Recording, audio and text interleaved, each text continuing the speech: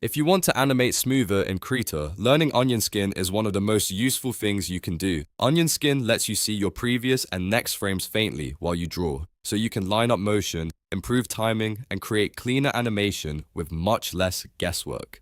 In this video, I'll show you exactly how to use onion skin in Krita step by step. And I'll keep it simple so you can follow along even if you're brand new to animation. And if this tutorial helps you out, make sure to hit the like button and subscribe for more easy Krita and digital art tutorials. First, before onion skin will work properly, you need to make sure you are using a transparent layer for your animation. Onion skin is designed to help with frame-by-frame animation, so if your layer setup is not correct, you may not see the results you expect. Once your animation layer is ready, go down to the timeline docker at the bottom of Krita. If you need a new frame, right-click inside the timeline docker and choose Create Blank Frame. You can do this every time you want to add a new drawing frame. You can also use the left and right arrow keys to move between frames more quickly, which makes it much easier to test your animation as you work. Now look at the left edge of your animation layer tracks row. You should see a small light bulb icon there. This little icon controls the ghost frame rendering, which is what makes onion skin visible.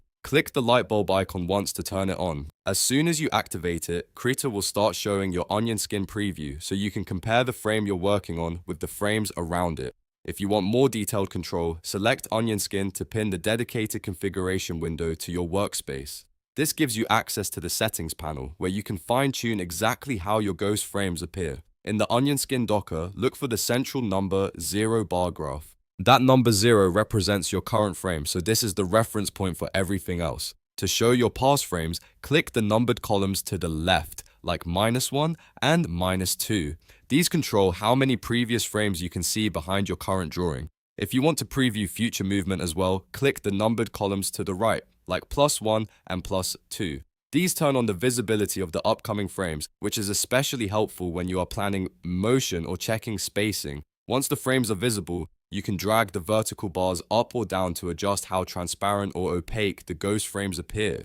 Lower transparency can help you see more clearly when you need stronger visual reference, while lighter transparency can keep the current frame easier to focus on. This is really useful when you are drawing overlapping motion, like walking cycles, arm movement, or bouncing animation. A good workflow is to keep your current frame clean and use the onion skin as a guide, not as something that distracts you. If the ghost frames are too strong, reduce the opacity. If they are too faint, increase it until they are just visible enough to help you align your lines. The more you practice with onion skin, the easier it becomes to make fluid and accurate animations in Krita. It saves time, improves consistency, and helps you catch mistakes before they become a problem. So to quickly recap, make sure your animation layer is transparent. Use the timeline docker to add blank frames. Turn on the light bulb icon for ghost frame rendering. Open onion skin for the detailed settings. Choose your past and future frames with the numbered columns and adjust the vertical bars to control opacity. And that is how you use onion skin in Krita. If this video helped you, please give it a like, subscribe for more Krita tutorials, and I'll see you in the next one.